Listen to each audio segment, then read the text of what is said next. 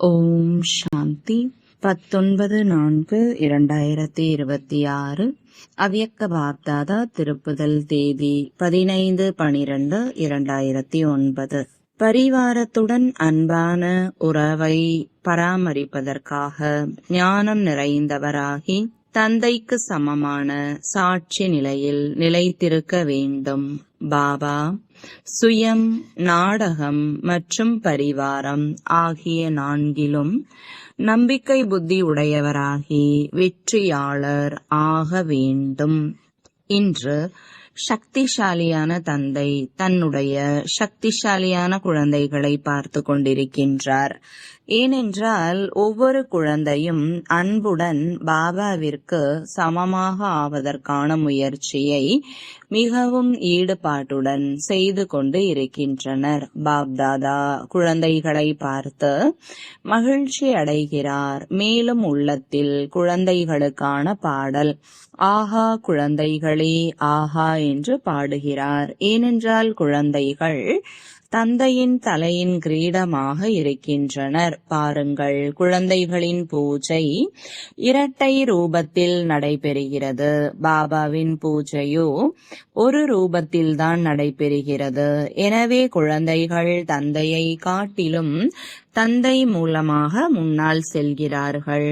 எனவே பாபா குழந்தைகளின் முயற்சியை பார்த்து மகிழ்ச்சி அடைகிறார். வரிசைப்படியாக இருக்கவே செய்கிறது. ஆனால் முயற்சியின் லட்சியம் முன்னேற வைத்து கொண்டு இருக்கிறது. இன்று அமிர்த வேளை நாலாபுறமும் உள்ள குழந்தைகளிடத்தில் ஞானத்தின் அடித்தளமான ஒரு விஷயத்தை பார்த்தார். அந்த அடித்தளம் நம்பிக்கை. நம்பிக்கை புத்தி வெற்றியை தரும் என்று சொல்லப்பட்டுள்ளது. எனவே உங்கள் அனைவருடைய நம்பிக்கையை பார்த்தார். பாபாவிடம் நம்பிக்கை புத்தி அனைவருக்கும் வரிசைப்படியாக இருக்கவே செய்கிறது. அதன் அடையாளம் அனைவரும் பாபாவை அறிந்து பாபாவின் உடையவர்களாக ஆகியிருக்கின்றீர்கள். மேலும் இங்கு சந்திப்பை கொண்டாடவும் வந்துள்ளீர்கள். பாபாவிடம் ஒவ்வொரு குழந்தைக்கும் துண்டிக்கப்படாத நம்பிக்கை இருக்கிறது. பாபாவுடன் கூடவே மேலும் சில நம்பிக்கை உறுதியாக இருக்க வேண்டும். அது என்னவென்றால் சுயத்தின் மீது நம்பிக்கை, கூடவே நாடகத்தின் மீது நம்பிக்கை, மேலும் பரிவாரத்தின் மீது நம்பிக்கை. இந்த 4 விதமான நம்பிக்கையில் உறுதியாக நம்பிக்கை புத்தி உடையவர்கள் வெற்றி அடைவார்கள் என்று இருக்க வேண்டும். இந்த 4 நம்பிக்கைகளும் உறுதியாக இருக்கின்றதா என சோதனை செய்யுங்கள். பாபாவிடத்தில் அனைவரும் என்னுடைய பாபா, நான் பாபாவினுடையவன் என்று கூறுகிறார்கள். என்னுடைய பாபா என்று கூறி பாபாவின் முழு அதிகாரத்தையும் அடைந்து விட்டீர்கள். எப்பொழுதும் பாபா மூலமாக அதிகாரியாகி அனைத்து பொக்கிஷங்களின் அதிகாரி ஆகிவிட்டீர்கள். கூடவே தன்மீதான நம்பிக்கையும் அவசியமாகும். ஏன், ஒருவேளை தன்மீது நம்பிக்கை இல்லை என்றால் மனச்சோர்வு அடைகிறீர்கள். நான் பாபாவின் மூலமாக சுயமரியாதைகளை பெற்றவன், சுயராஜ்ய அதிகாரி ஆவேன். இவையே சுயத்தின் மீதான நம்பிக்கை ஆகும். சுயம் தந்தை எனக்கு எவ்வளவு ஸ்வமான்களை கொடுத்துள்ளார். ஒவ்வொரு சுயமரியாதையையும் நினைவில் கொண்டு வந்தீர்கள் என்றால் எவ்வளவு குதூகலமாக உள்ளது. இன்றைய காலத்தில் யாருக்காவது ஏதேனும் ஒரு பட்டம் கிடைத்து விட்டால் அதை கூட தமது பாக்கியமாக கருதுகிறார்கள். ஆனால் குழந்தைகள், உங்களுக்கு ஒவ்வொரு சுயமரியாதையையும் யார் கொடுத்திருக்கிறார்? பாப் தாதா ஒவ்வொரு குழந்தையையும் ஸ்வமானதாரியாக ஆக்கியுள்ளார். ஒவ்வொரு ஸ்வமானத்தையும் நினைத்து மகிழ்ச்சியில் பறக்கிறீர்கள்.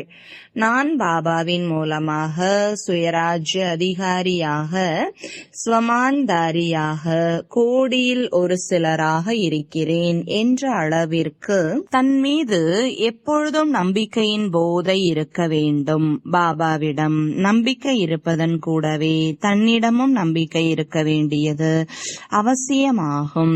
ஏனென்றால் ஒருவேளை தன் மீது நம்பிக்கை இருக்கிறது என்றால் எங்கு நம்பிக்கை இருக்கிறதோ அங்கு ஒவ்வொரு செயலிலும் நம்பிக்கை புத்தி என்றால் சுயமரியாதை உடையவர், வெற்றியாளர். நம்பிக்கையின் பொருளே வெற்றி. பாபாவிடம் நமக்கு நம்பிக்கை இருக்கிறதே என்று இருந்துவிடக் கூடாது. பாபாவிடம் இருப்பது மிக நல்லது. ஆனால் பாபாவின் கூடவே நான் யார் என்ற தனக்கான போதை அவசியமாகும். ஒவ்வொரு ஸ்வமானையும் நினைவு செய்தீர்கள் என்றால் நம்பிக்கை மற்றும் போதை என்பது உங்களுடைய நடத்தை மற்றும் முகத்தில் தென்பட்டு கொண்டிருக்கிறது, மேலும் தென்பட்டு கொண்டே இருக்கும். எனவே மூன்றாவது விஷயம் நாடகத்தின் மீதான நம்பிக்கை மிக அவசியமாகும். ஏனென்றால் நாடகத்தில் பிரச்சனைகளும் வருகின்றன, வெற்றியும் கிடைக்கிறது. ஒருவேளை நாடகத்தில் உறுதியான நம்பிக்கை இருந்தால் நாடகத்தின் நம்பிக்கையில் நம்பிக்கை புத்தியுடையவர்கள் அந்த பிரச்சனையையும் சமாதான சொரூபமாக மாற்றிவிடுகிறார்கள். ஏனென்றால் நம்பிக்கை என்றால் வெற்றி. இவற்றின் மீது வெற்றி உருவாகின்றன. மாற்றம் செய்வதில் ஒரே வினாடியில் பிரச்சனை மாறி தீர்வின் சொரூபமாக ஆகிவிடுகின்றன. குழப்பத்தில் வரமாட்டீர்கள், நிலையாக இருப்பீர்கள். ஏனென்றால் நாடகத்தின் ஞானத்தால் ஆடாத அசையாதவர்களாக ஆகின்றீர்கள்.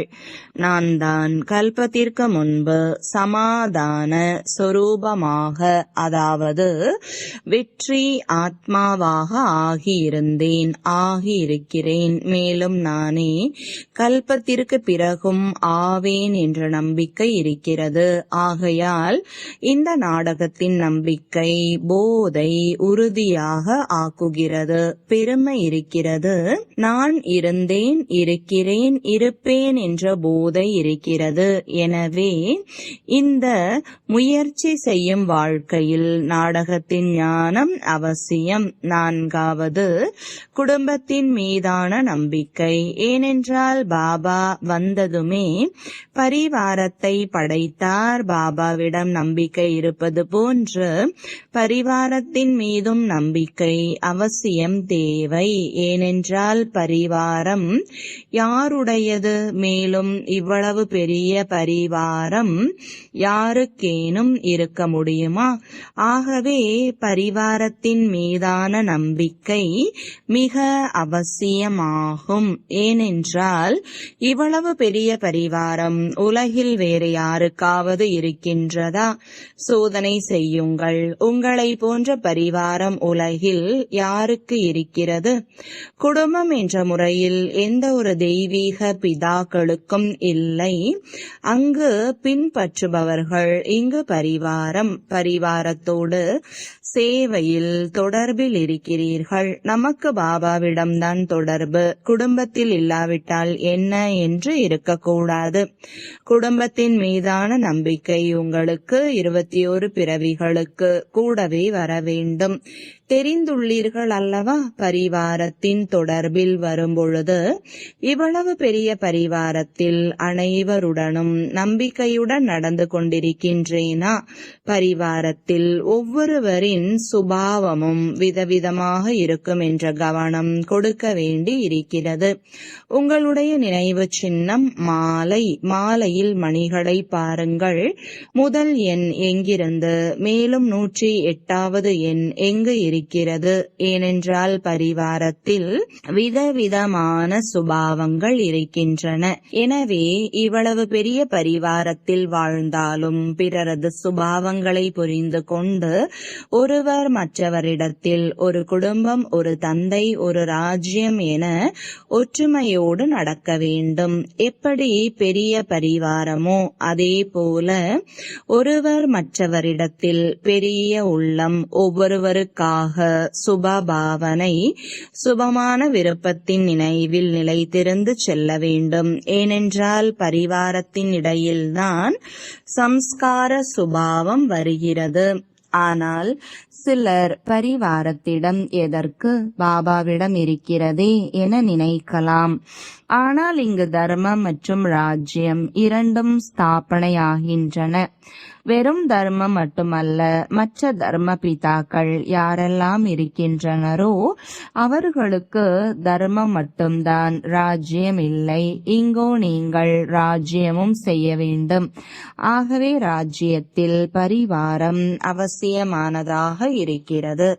மேலும் 21 பிறவிகள் விதவிதமான ரூபத்தில் பரிவாரத்துடன் தான் இருக்க வேண்டும். பரிவாரத்தை விட்டு எங்கும் செல்ல முடியாது.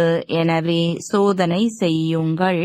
பாபாவிற்கு தெரியும், எனக்கு தெரியும் என்றிருக்க கூடாது. காரியம் பாபாவிடம்தான். ஆனால் இந்த 4 நம்பிக்கையில் ஒரு நம்பிக்கை குறைவாக இருந்தாலும் குழப்பத்தில் வருவீர்கள். பாபா சக்தி அளிக்கக்கூடியவர்தான். ஆனால் சேவையின் துணைவர்கள் யார்?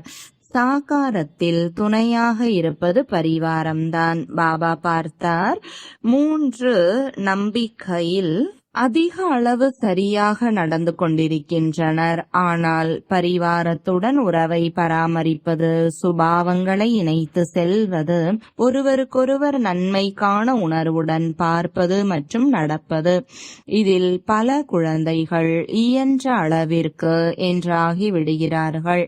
ஆனால் பாபா பார்த்தார், யார் பரிவாரத்தின் நம்பிக்கையில் ஞானம் நிறைந்தவராகி எப்பொழுது பாபாவிற்கு சமமாக சாட்சி நிலையில் நிலைத்திருந்து சம்பந்தத்தில் இருக்கின்றார்களோ அவர்களே முதல் நம்பர் அல்லது முதல் பாகத்தில் வருகிறார்கள். எனவே சோதனை செய்யுங்கள். உள்ளுணர்வு சுபாவம் பரிவாரத்தில் ஏற்படுகிறது. சிறு சிறு தவறுகளும் நடக்கிறது. தடைகள் வருவதும் பரிவாரத்தின் சம்பந்தத்தில்தான். எனவே அனைத்தையும் விட அவசியமானது இந்த பரிவாரத்தின் சம்பந்தத்தில் தேர்ச்சி அடைய வேண்டும். ஒருவேளை பரிவாரத்துடன் இணைந்து செல்வதில், உறவை இணைப்பதில் ஏதாவது குறை இருக்கிறது என்றால் அந்த தடை சிறியதாகவோ அல்லது பெரியதாகவோ இருக்கலாம். ஆனால் தொந்தரவு செய்கிறது. இது ஏன், இது எப்படி போன்றவை பரிவாரத்தின் தொடர்பில் வருகிறது. ஆகவே ஏன் என்பதற்கு பதிலாக ஏனென்று கூறாமல் ஒன்றிணைந்து நடக்க வேண்டும்.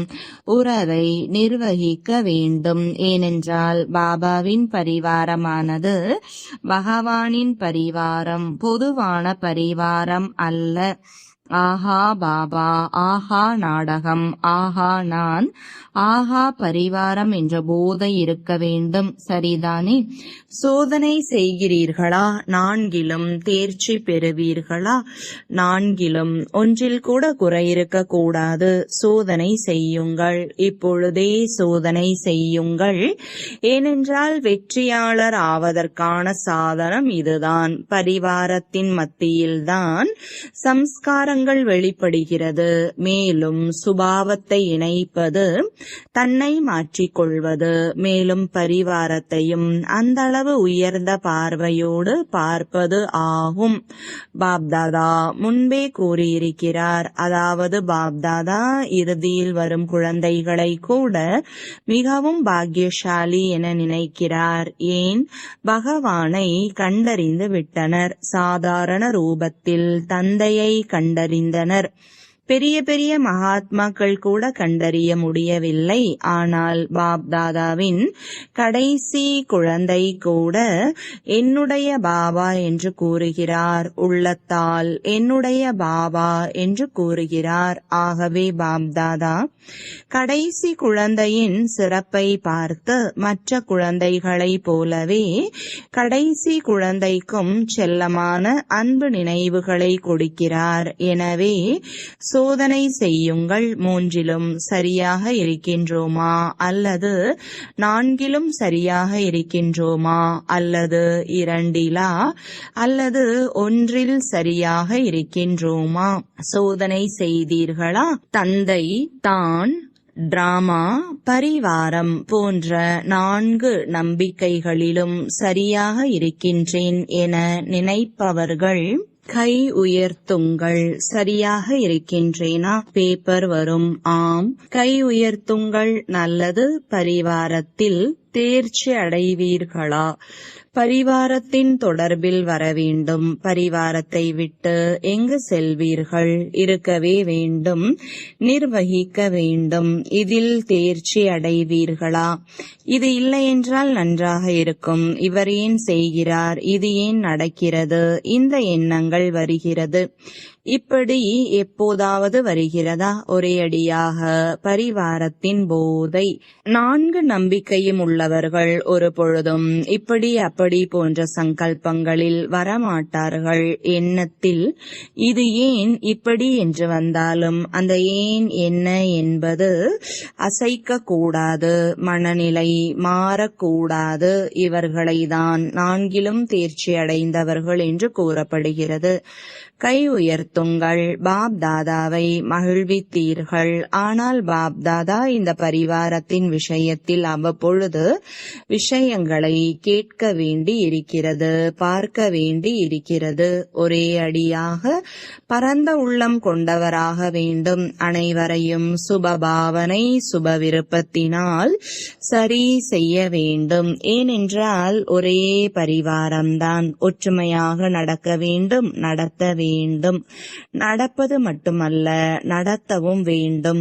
ஆகவே பாப்தாதா இந்த விஷயத்தில் கவனம் கொடுத்து கொண்டிருக்கிறார். பரிவாரத்தில் யார் எவ்வித குழப்பத்திலும் தேர்ச்சி அடைகிறார்களோ, வீண் எண்ணம் செய்வதில்லையோ, அவர்கள் மற்றவர்களையும் அவ்வாறு ஆக்க வேண்டும். இப்பொழுது நீங்கள் தங்களுடைய கிளை நிலையங்களில் எவ்வளவு பேர் இருக்கிறீர்கள்? சரி, அதிகத்திலும் அதிகம் 25-50 பேர். அவ்வளவு இல்லை என்றாலும் பெரிய இடம் என எடுத்துக்கொண்டால் அதில் 50-60, அதிகபட்சம் 100 என்று கூட புரிந்து கொள்ளுங்கள். அந்த அளவெல்லாம் இல்லை, ஆனால் புரிந்து கொள்ளுங்கள். பாப் தாதா அனைத்து கிளை நிலையங்களின் குழந்தைகளுக்கும் கடைசி எண்ணையும் தனது அன்பானவராக நடத்துகிறார். மேலும் அன்பின் அடையாளமாக தினமும் பாப்தாதா என்ன அன்பு நினைவுகளை கொடுக்கிறார்?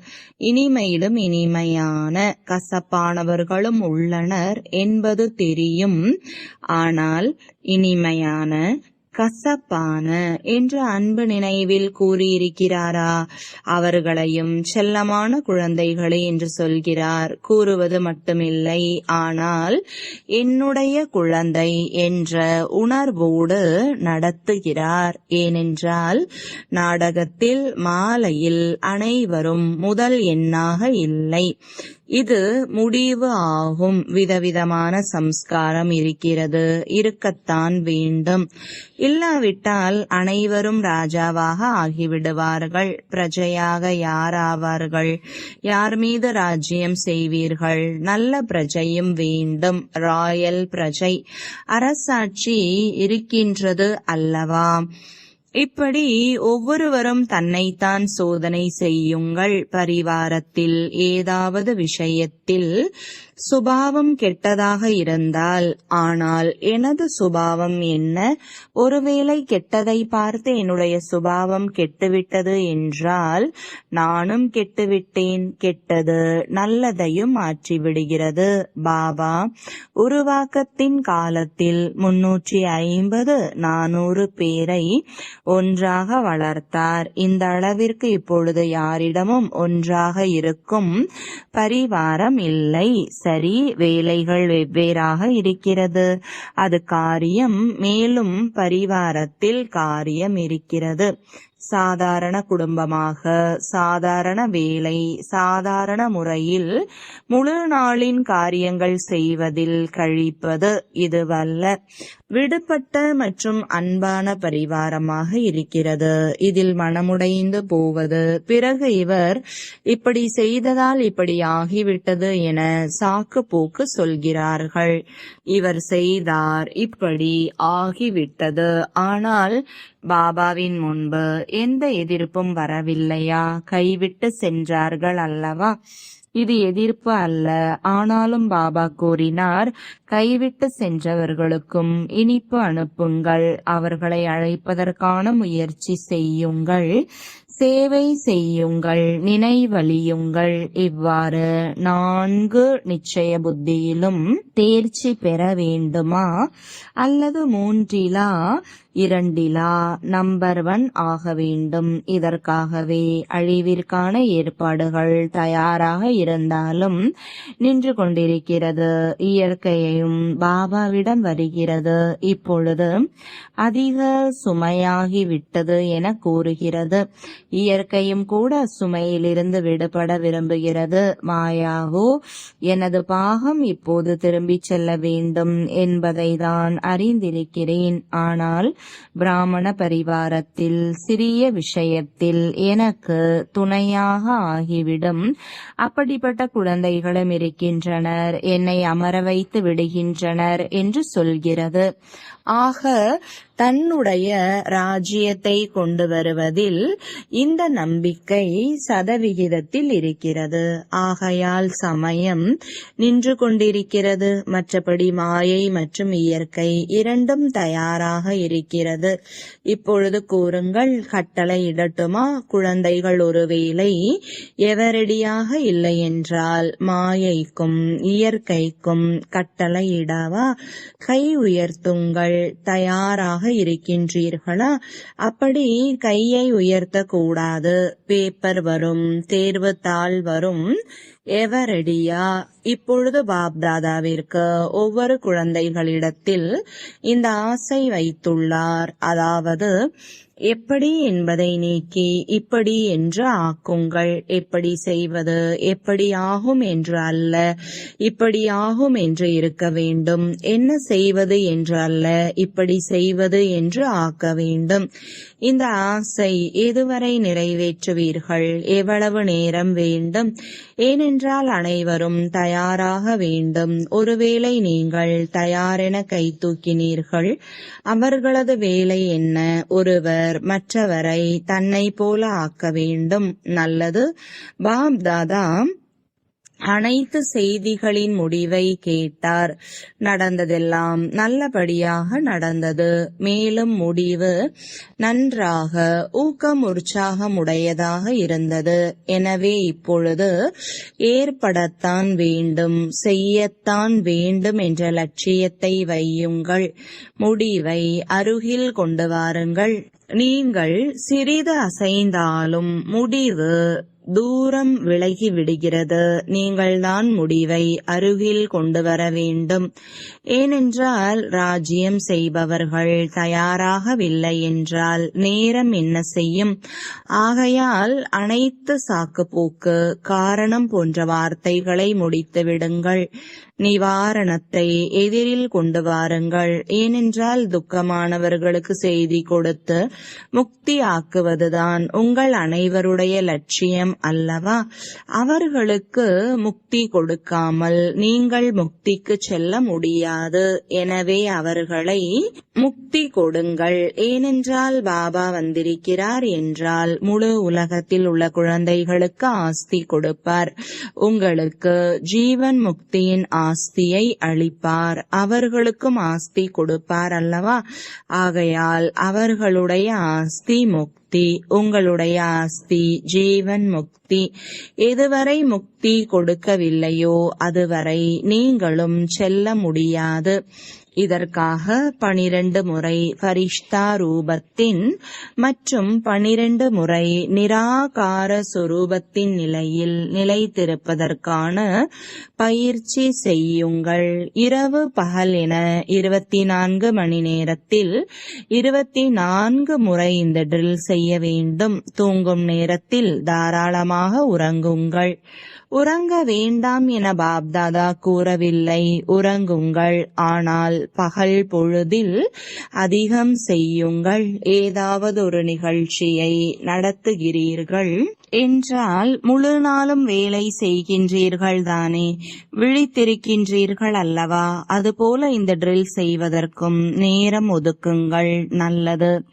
நாலாபுறங்களிலும் உள்ள பாபாவின் அன்பான யார் அன்பானவர்களோ அவர்கள் சகயோகிகளாகவும் இருக்கிறார்கள்.